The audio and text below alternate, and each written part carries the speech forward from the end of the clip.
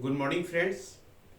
मैं सावन कुमार आज आईआरआई में आई हुई जो वैकेंसी है उसके बारे में आप सभी लोग को पूरे विस्तार से बताने जा रहा हूं। आप सभी इस वैकेंसी को गौर से देखें, क्योंकि ये वैकेंसी आपके जीवन में एक बहुत बड़ा परिवर्तन लेके आ सकता है। इसे नज़रअंदाज न करें। ये अगर आप खुद एलिजिबल हैं तो इस वैकेंसी को भरें और सही तरीके से तैयारी में लगे, और जो भी आपके दोस्त रिश्तेदार हैं उनको भी इस वैकेंसी के बारे में बताएं, ताकि वो सभी इस वैकेंसी से लाभ उठा सकें।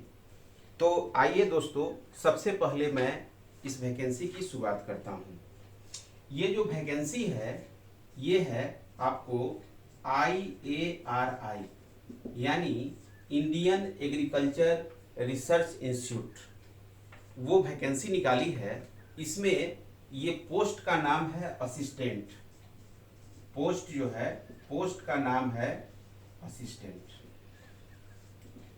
ये वैकेंसी दो समूहों में निकली हुई है, लेकिन आपको इसके लिए एक ही एग्जाम देना होगा और इस एक एग्जाम के आधार पे ही आप दोनों पोस्ट पे क्वालिफाई कर सकते हैं। बस थोड़ा सा नंबर का अंतर होता है और कुछ ज़्यादा नहीं। सबसे पहले देखिए, ये 30 मई इसका लास्ट डेट था। फॉर्म भरने का जो लास्ट डेट था इसका वो था आपको 30 मई 2022। लेकिन फिर 31 मई 2022 को एक ऑफिस ऑर्डर जारी हुआ और इसका जो डेट है वो डेट बढ़ा के कर दिया गया 21 जून 2022। यानी यह एक सुनहरा मौका है उन लोगों के लिए जो इस वैकेंसी को अब तक नहीं भर पाए हो किन्हीं कारणों से। तो अब वो इस वैकेंसी को आसानी से भर सकते हैं, उनको किसी भी तरह की कोई कठिनाई नहीं होगी। आइए सबसे पहले हम वैकेंसी जो ये असिस्टेंट की आई है उसमें कुल कितने सीट हैं, हम सारे सीटों का जो है चर्चा करते हैं। उसके बाद सारे सीटों के चर्चा करने के बाद जो है हम इसमें विस्तार पूर्वक बात करेंगे। इसमें दो तरह की सीट की बात की गई है। दोनों पद जो है वो असिस्टेंट है। जैसे आईसीआर में एक जो है इसका हेड ऑफिस है, वो हेड ऑफिस है न्यू दिल्ली में, जिसको कि बोलते हैं काउंसिल। इसके अलावा पूरे भारत वर्ष में इसके इंस्टीट्यूट हैं।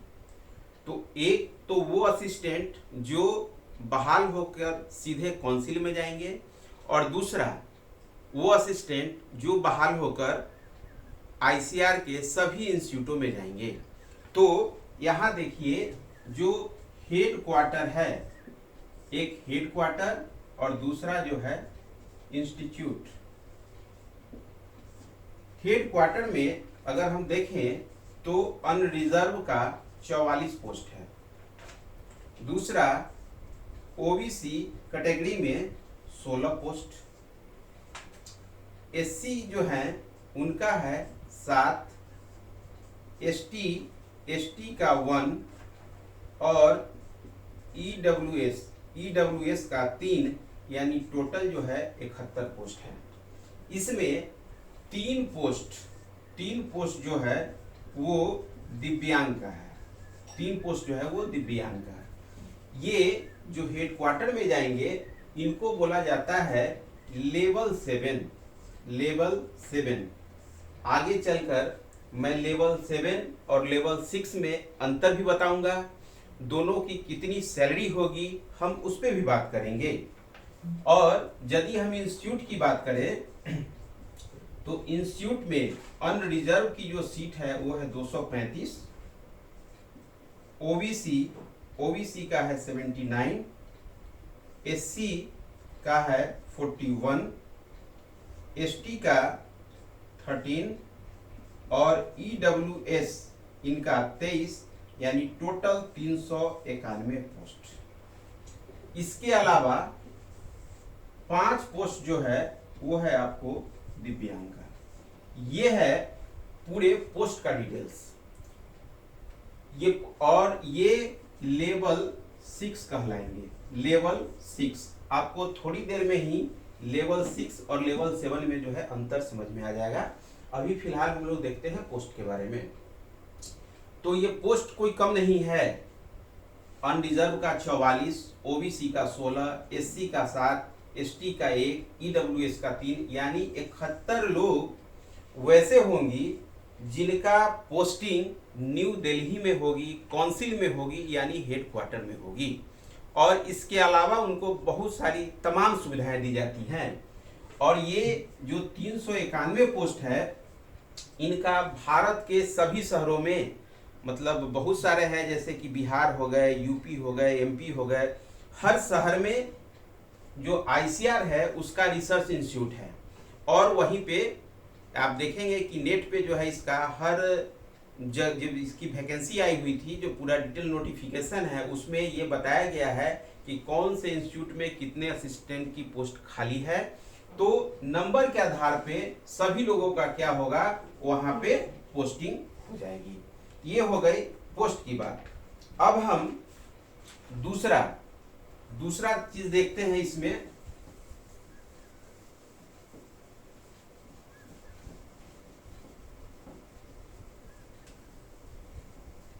देखिए, दूसरा जो है कि इसको भरने के लिए वो मिनिमम एज कितना होना चाहिए और मैक्सिमम एज कितना होना चाहिए, हम लोग उस पर बात कर लेते हैं।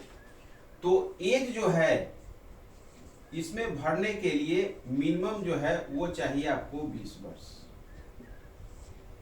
और एज ये हो गया आपको मिनिमम। अगर इसकी क्वालिफिकेशन होती है ग्रेजुएट, अगर आप ग्रेजुएट हैं और आपकी उम्र 20 साल हो जाती है, 20 साल पूरी कर चुके हैं, तो आप इस फॉर्म को भर सकते हैं।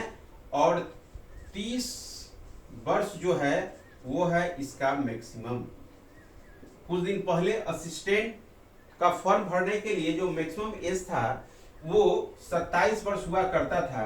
तकरीबन साल भर पहले एक सर्कुलर आया है जिसमें असिस्टेंट का जो एज है वो जनरल यानी अनरिजर्व के लिए ये 30 साल कर दिया गया है। अनरिजर्व का 30 साल, अगर आप ओबीसी कैंडिडेट हैं तो आपको 3 साल का एज रिलैक्सेशन मिलेगा। एससी और एसटी को 5 साल, और जो दिव्यांग हैं उनको 10 साल, और यदि आप आईसीआर के एम्प्लॉय हैं तो आपका एज 45 साल, यानी आप 45 साल की उम्र तक इस वैकेंसी को भर सकते हैं। ये है आपका क्लियर, इसके बारे में जान लीजिए। अगर फिर से सुन लीजिए, आप 20 साल की उम्र पूरी कर चुके हैं, ग्रेजुएट हैं, तो आप इसको भर सकते हैं। और मैक्सिमम जो है वो 30 वर्ष है। अगर ओबीसी कैंडिडेट हैं तो आपको 3 साल एक्स्ट्रा मिलेगा। एससी एसटी है तो 5 साल एक्स्ट्रा मिलेगा। दिव्यांग है तो 10 साल एक्स्ट्रा मिलेगा। और यदि आप आईसीआर के एम्प्लॉय हैं, यानी जिस डिपार्टमेंट की ये वैकेंसी निकली है, तो हर डिपार्टमेंट पे अपना एक एज रिलैक्सेशन होता है। अगर आप पहले से ही मान के चलिए कि आईसीआर में एलडीसी हैं, यूडीसी हैं, क्योंकि ये असिस्टेंट तो उससे बड़ा पोस्ट है, तो आपकी उम्र 45 साल तक आप इसको भर सकते हैं। अब आगे जो है हम बात करेंगे इसके एप्लीकेशन फी के बारे में। आगे कि इस फॉर्म को भरने में हमें कितना पैसा लगेगा, क्योंकि फॉर्म भरने में पैसा बहुत बड़ा मायने रखता है।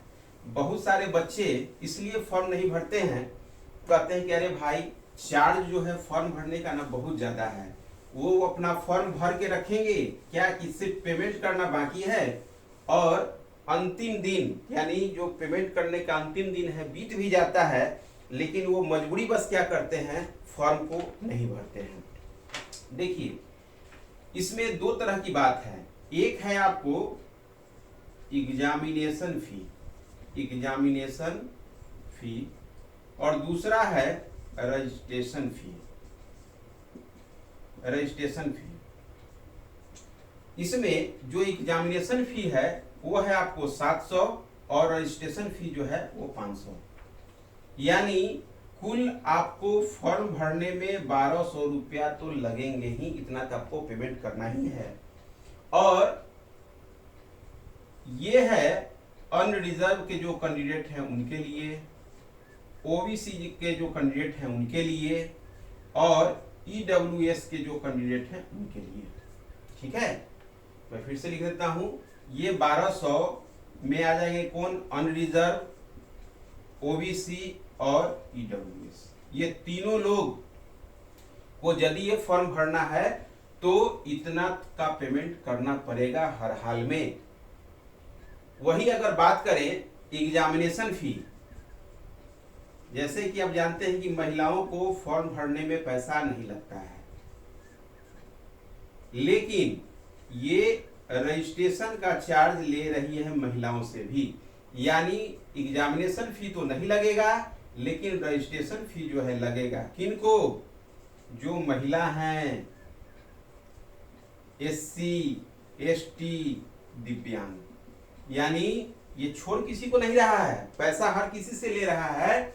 ये कह रहा है कि भाई आपसे मैं एग्जामिनेशन फी नहीं ले रहा हूं लेकिन मैं आपसे रजिस्ट्रेशन चार्ज लूंगा। तो यदि आप महिला हैं, एससी, एसटी या दिव्यांग में से कोई भी हैं तो आपको फॉर्म भरने में लगेगा 500 रुपया। अब इसके बाद हम लोग इसके एग्जाम पैटर्न की बात करेंगे। तो दोस्तों सबसे पहले आप ये न सोचिए कि ये 1200 रुपया लग रहा है या 500 रुपया लग रहा है, क्योंकि बहुत सारे ऐसे स्टूडेंट हैं जो रिजल्ट दे सकते हैं लेकिन 1200 रुपया के डर से वो एग्जाम फॉर्म ही नहीं भरते हैं। वो हमेशा सोचते हैं कि जहाँ 150 रुपया लगे, जहाँ 200 रुपया लगे, तो जहाँ 150 और 200 रुपया लगेगा वहाँ भीड़ भी 20 लाख और 25 लाख की होगी। अगर ये एग्जामिनेशन फी ज्यादा किया गया है तो ये समझिए कि भीड़ छांटने की एक प्रक्रिया है, यानी बहुत सारे लोग तो ऐसे ही फॉर्म नहीं भरेंगे कि अरे भाई 1200 रुपया में ये फॉर्म भरे तो 1200 रुपया में तो हम दूसरा 5 फॉर्म भर लेंगे। लेकिन नहीं, आगे जाकर जब देखेंगे, जब ये वेतन जितना दे रही है, मैं उसका कैलकुलेशन आपको बताऊंगा, आप वीडियो में अंत तक बने रहें तो आपको लगेगा कि नहीं ये फॉर्म भरना चाहिए और बिना समय गवाए पूरी शिद्दत के साथ तैयारी में लगना चाहिए। आइए इसमें जो एग्जाम है हम उसकी बात कर लें। इसमें कुल 3 एग्जाम होना है, कुल 3, जिसमें से पहला जो टायर 1 है, फिर टायर 2 है और उसके बाद जो है वो है आपका स्किल टेस्ट। ये एग्जाम वैसे तो टफ नहीं है लेकिन जब तक रिजल्ट नहीं आ जाए तब तक तो टफ ही माना जाएगा ना। आइए हम बात करते हैं इसमें जो एग्जाम है टायर 1 की बात करेंगे। इसमें क्या होता है कि 4 सेक्शन है। एक जनरल इंटेलिजेंस, दूसरा है जनरल अवेयरनेस, उसके बाद है क्वांटिटेटिव एप्टीट्यूड, फिर है इंग्लिश कॉम्प्रिहेंशन। यानी इसको कहिए, हम लोग अपनी भाषा में इसको बोलते हैं रीजनिंग, इसको बोलते हैं मैथ, इसको बोलते हैं जीके जीएस, इसको बोलते हैं हम लोग मैथ और इसको हम लोग बोलते हैं इंग्लिश। यहीं पे समझने की जरूरत है। इसमें क्या है, 25 क्वेश्चन आपको इससे होंगे, 25 इससे, 25 इससे और 25 इससे, यानी टोटल क्वेश्चन की संख्या कितनी हो गई, 100। क्वेश्चन की संख्या 100 है, यानी ये है आपको नंबर ऑफ क्वेश्चन। लेकिन ये 25 जो है, एक क्वेश्चन 2 नंबर का है, यानी ये हो गया आपको 50 नंबर, ये भी 50 नंबर, ये भी 50 नंबर, ये भी 50 नंबर, यानी टोटल 200 नंबर का परीक्षा होगा। इस परीक्षा में आइए खास बात पे हम लोग चर्चा करें। बहुत सारे स्रोत हैं जो कि आपको बताएंगे कि ये 200 है तो कम से कम 140 से 50 अगर होगा तो आप सेफ जोन में है, उससे कम में आपको रिजल्ट नहीं आएगी। कोई कहेंगे ना 135 से 140 जो रहेगा तब जनरल का, चूंकि जनरल का कटअप तो बहुत ज्यादा चला जाता है। मैं आपको बताऊं दोस्त, उतना करने की जरूरत नहीं है, क्योंकि आप पिछले दिनों IRI द्वारा जो एग्जाम लिया गया है, अभी उसका रिजल्ट नहीं आया है। पोस्ट का नाम था T1। बहुत सारे बच्चे जो दिन रात तैयारी करने वाले थे, जब एग्जाम का क्वेश्चन देखे तो उनका होश उड़ गया। उनको ऐसा लग रहा था कि क्वेश्चन कहाँ से डरावना क्वेश्चन सब जो है ये पूछ बैठ रहा है, मतलब उनके सर के ऊपर से निकल जा रहा है। अब मैं एक छोटा सा एग्जांपल आपको दे रहा हूं कि जैसे आपकी तैयारी काफी अच्छी है और आप 150 स्कोर कर देते हैं अगर 200 में, बहुत अच्छी तैयारी है, और वही दूसरा एग्जाम में आपकी स्कोरिंग चल जाती है 100-200 में, तो क्या आपका सिलेक्शन नहीं होगा? ऐसा तो है नहीं कि जो आप जहां 150 किए वहां पर जो बच्चा 110 कर रहा था यहां पर आके 120 कर दे। नहीं, जो तेज होते हैं वो हमेशा तेज होते हैं, इस चीज का हमेशा ध्यान रखिएगा। अगर क्वेश्चन टफ आया है तो वो ज्यादा अच्छा है, क्योंकि स्कोरिंग बहुत ही कम जाएगी। इस एग्जाम को जो पास करने के लिए जैसे 200 नंबर, आप देखें कि 200 नंबर का जो ये प्रश्न है, यानी 100 क्वेश्चन है, तो इस 100 क्वेश्चन में जानते हैं पीटी के लिए कितने नंबर की जरूरत है? ओनली 50%। अगर आप 50% ले आते हैं तो मैं दावे के साथ कह सकता हूं कि आपका रिजल्ट होना तय है, क्योंकि क्वेश्चन का जो स्टैंडर्ड है आप एग्जाम देंगे तो देखेंगे उतना सहज नहीं है। 70% 80% स्कोर कर देना भात दल का कौर नहीं है। लोग बोल तो देते हैं, लेकिन कभी सेट प्रैक्टिस कीजिए तो हकीकत में आप कितने पानी में है वो अंदाजा तो लग ही जाएगा। तो 50% यानी 50, इसमें 100 क्वेश्चन में 50 से आप 52 क्वेश्चन कर लेते हैं तो आपकी पीटी जो है निश्चित है और आप मेंस की तरफ लग सकते हैं। कारण इसका सबसे पहला 1/3 निगेटिव, ये इस पे कोई भी आदमी ध्यान नहीं देते हैं।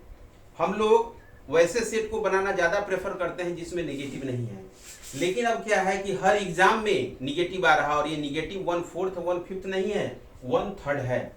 जैसे केबीसी में आप देखे होइएगा कि अमिताभ बच्चन जब कोई ऑडियंस पोल से प्रश्न पूछते हैं तो ABCD अप डाउन करते रहता है। उसी तरह से आपको परीक्षा में लगेगा कि अरे भाई हम तो 120 बना दिए हैं, लेकिन निगेटिव के कारण आप आ गए 85 पर, मैदान से बाहर। इसमें आपको वही क्वेश्चन अटेम्प्ट करने हैं जिस क्वेश्चन में आप 100% श्योर हैं, रिस्क लेने की जरूरत नहीं है। जहां भी आपने 110 से ऊपर स्कोर करना शुरू कर दिया, अगर आप ये बोलिएगा कि हम 140 कर दिए तो रिजल्ट आने से पहले ही आपका डिक्लेयर है कि आपकी रिजल्ट नहीं आएगी। आपको 110 से ऊपर जाना ही नहीं है, 100% श्योर जो रहिए तभी आगे बढ़िए, नहीं तो ऐसे बढ़ने की जरूरत नहीं है। क्योंकि टायर 1 जो है वो तो सिर्फ क्वालिफाई है ना, अब ज्यादा स्कोर करने के चक्कर में कहीं ऐसा ना हो कि पहले ही दरवाजा से आप वापस चले आए। ये हो गया आपका टायर 1, जिसको कि हम लोग बोलते हैं पीटी एग्जाम। इसका जो टेंटेटिव डेट अभी बता रहा है 25 जुलाई 2022, तो जो टेंटेटिव डेट है ऑलमोस्ट उसमें एग्जाम ले ही लेता है। तो 25 आज हो गया 14 तारीख, 15 दिन इधर, मतलब मोटा मोटी आपके पास जो है 40 दिन का समय है, और आपकी प्लानिंग जो होनी चाहिए वो 40 दिन की होनी चाहिए, और हर सेक्शन को इस हिसाब से आप पढ़े कि बस इस आंकड़े को आप पार कर जाइए। 50 से 52 क्वेश्चन, चूंकि देखिए एक तो 1/3 निगेटिव है, दूसरा जो क्वेश्चन का स्टैंडर्ड है मैंने पहले ही बोला है डरावना, चूंकि T1 के एग्जाम में जो क्वेश्चन देखते हैं 5-5 लाइन का जो है क्वेश्चन है, बच्चे क्वेश्चन ही पढ़ते रह जाते हैं और बाहर हो जाते हैं। दूसरा चीज क्या है, ये 200 क्वेश्चन बनाने के लिए आपको 2 घंटे या 3 घंटे का समय नहीं मिल रहा है, आपको मिल रहा है मात्र 1 घंटे का, यानी 20-20 मैच है, और वो भी 20-20 जो है 20 ओवर का नहीं है, 5 ओवर का है। आपको हर बॉल पे हिट करना है तो मैच जीत पाइएगा, नहीं तो जहां है वहां तो है ही है। अगर आपको इस एग्जाम को क्रैक करना है तो सही रणनीति बनानी होगी, क्योंकि 1 घंटे का एग्जाम, दूसरा की 1/3 निगेटिव और तीसरा की क्वेश्चन टफ, तो उस कंडीशन में 130 140 जो है कटअप नहीं जाएगा। ये मैं आपको बोल रहा हूँ 50 से 52, हमें भी लगता है कि मैं इसको ज्यादा ही बोल दिया हूँ, क्योंकि लास्ट टाइम जब असिस्टेंट का एग्जाम हुआ था 2014 में, तो उस समय इसका जो कटअप गया था वो गया था मात्र 55%। वो भी कब? जब क्वेश्चन ऐसा डरावना नहीं हुआ करता था, मैथ्स में एडवांस मैथ नहीं हुआ करता था, जनरल मैथ था, टाइमिंग 1 घंटा नहीं 2 घंटा हुआ करता था। हालांकि वो एग्जाम भी ऑनलाइन ही हुआ था, लेकिन 55% पे रिजल्ट आ गई थी। तो अफवाहों में नहीं पड़े कि 70% चाहिए, 80% चाहिए तब जाके होगा, ऐसी बात नहीं है। आइए अब हम लोग टायर 1 के बाद टायर 2 की बात करते हैं।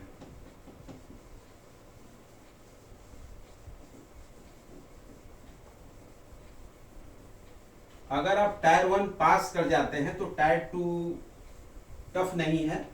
देखिए, हर एग्जाम का तो कुछ न कुछ तो सिलेबस होगा ही ना, परेशानी तो होगी ही।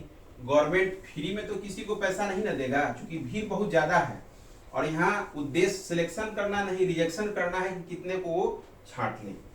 देखिए, टायर 2 में जो है उसमें 2 पेपर है। एक है पेपर 1। पेपर 1 में 2 तरह की बात आती है। एक है आपको मैथ्स है और दूसरा है आपको इंग्लिश। मैथ्स जो है आपको 50 क्वेश्चन है। क्वेश्चन कितने हैं? 50। इंग्लिश में क्वेश्चन कितने हैं? 100। मैथ्स में एक क्वेश्चन का जो वैल्यू है वो 2 नंबर है, यानी अगर नंबर मार्क्स की बात करें, मार्क्स, तो ये हो गया 100 मार्क्स, और इसमें एक क्वेश्चन का 1 नंबर, यानी ये जो है आपको 100 मार्क्स, टोटल 200 मार्क्स है। ध्यान रखिए, ये भी 1/3 निगेटिव है। ये भी क्या है? 1/3 निगेटिव है, यानी कदम आपको संभल संभल के रखना है। ये नहीं कि हम बना दिए 180 बना दिए और फेल कर गए। कम बनाइए लेकिन सही बनाइए। दूसरा जो पेपर 2 है, पेपर 2 है वो है हमारा एस्से का। एस्से का है, एस्से रहेगा, इसमें एप्लीकेशन रहेगा, यही सब पूछेगा, इसमें कुछ ज्यादा नहीं है। और ये है आपको 100 नंबर का, 100 नंबर का है, और टाइमिंग इसका भी जो है 1 आवर्स है।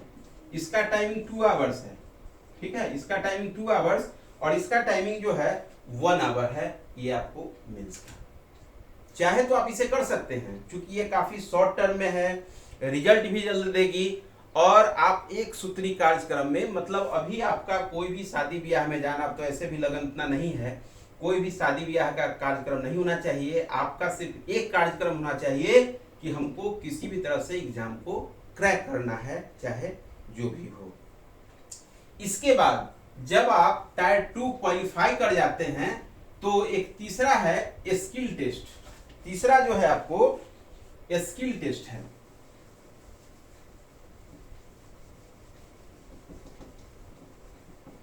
स्किल टेस्ट में आपको बहुत कुछ करने की जरूरत नहीं है। आज की डेट में तो बच्चा तक जो है कंप्यूटर को अच्छी तरह से जान रहा है।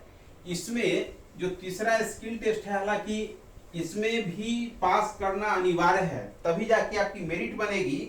तो जो स्किल टेस्ट है, स्किल टेस्ट, इसमें कुछ नहीं, जैसे कंप्यूटर का जो 6 महीना का कोर्स होता है उसमें जैसे वर्ड की जानकारी आपको अच्छी से होनी चाहिए, एक्सेल की जानकारी होनी चाहिए, और तीसरा पावर पॉइंट की जानकारी होनी चाहिए। अगर ये तीनों की जानकारी अगर आपको अच्छे से है तो आप स्किल टेस्ट जो है यहाँ पे पास कर सकते हैं। यहाँ पर कोई भी टाइपिंग की स्पीड आपसे नहीं पूछी जाती है, सिर्फ ये कहा जाता है कि भाई आप कंप्यूटर के बारे में अवेयर हैं कि नहीं, आप इसको जान रहे हैं कि नहीं। अब सबसे अंत में जो सबसे महत्वपूर्ण है, वेतन।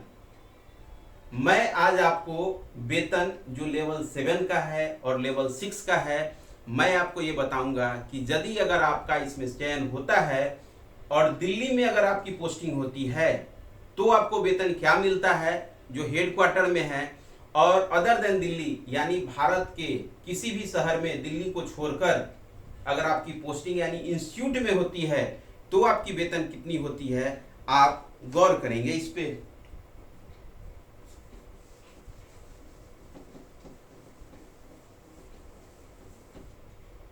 देखिए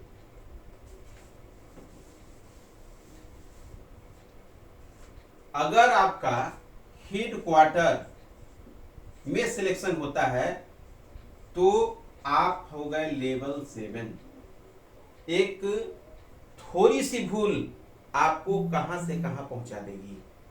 यदि आप लेवल 7 में यानी मेंस का जो फाइनल लिस्ट जो आता है, पिछले बार जिन 200 में जिनका 118 हुआ वो इंस्टीट्यूट में उनकी पोस्टिंग हुई इंस्टीट्यूट में, और 200 में जिनका 125 हुआ वो उनका पोस्टिंग जो है हेडक्वार्टर में हुआ। यानी मात्र 7 नंबर का अंतर आपको कितना बड़ा अंतर सैलरी में दे देगा ये जानने की जरूरत है।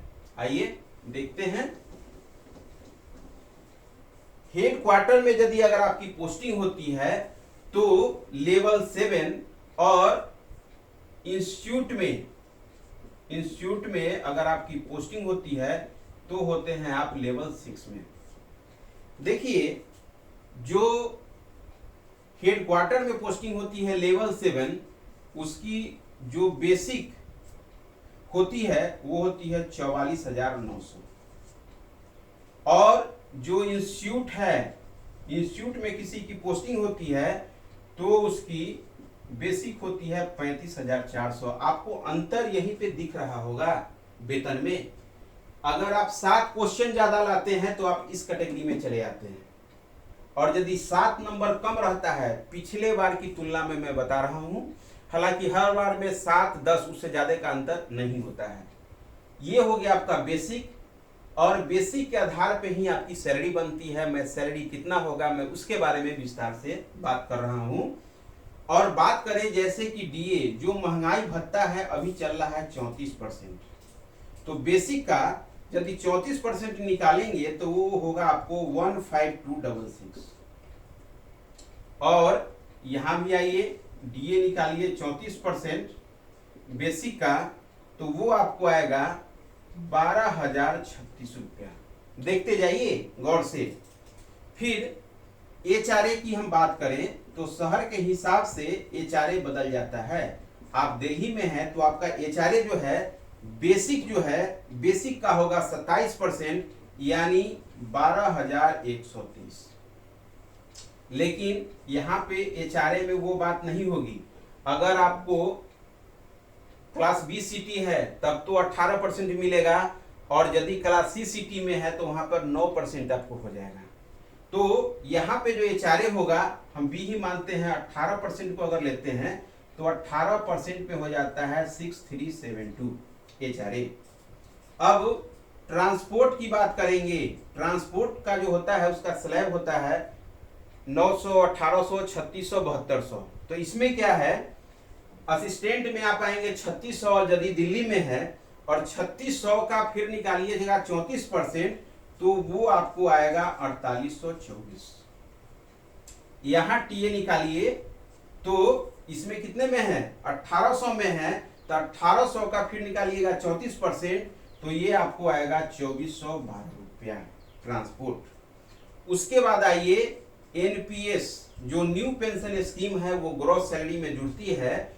उसमें क्या होता है कि जो बेसिक और डीए है इसका 14%, तो बेसिक और डीए का जो निकालेंगे 14% ये फिगर आएगा वो।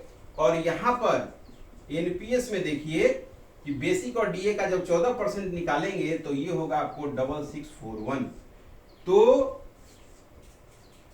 फ्रेंड्स ये हो गए आपके ग्रॉस सैलरी। इसके बाद कुछ डिडक्शन होते हैं फिर आपको मिलते हैं। जब इन सब को जोड़ेंगे ये हो जाएगा 85,536 रुपया, और ये हो जाएंगे 62,861 रुपया। यानी इन दोनों का जो डिफरेंस है वो है 22,675 रुपया। वही 7 नंबर का अंतर है। ये वही 7 नंबर अगर आपकी ज्यादा होगी तो आप इस कैटेगरी में आ जाएगी, लग्जरियस लाइफ होगी। और यहाँ पे कभी वहां पोस्टिंग, कभी वहां पोस्टिंग, कभी वहां पोस्टिंग, ये दौर चलते रहेगा। तो फ्रेंड्स, आप सबों से मेरी एक गुजारिश है, 21 जून जो लास्ट डेट है उससे पहले आप फॉर्म भरें। और आने वाले दिनों में यानी इन 40 दिन जो एग्जाम में हैं, आईसीआर से रिलेटेड जितनी भी जानकारी है, जहां से प्रश्न डायरेक्ट पूछे जाते हैं, मैं उन सबों पे वीडियो बनाने जा रहा हूं।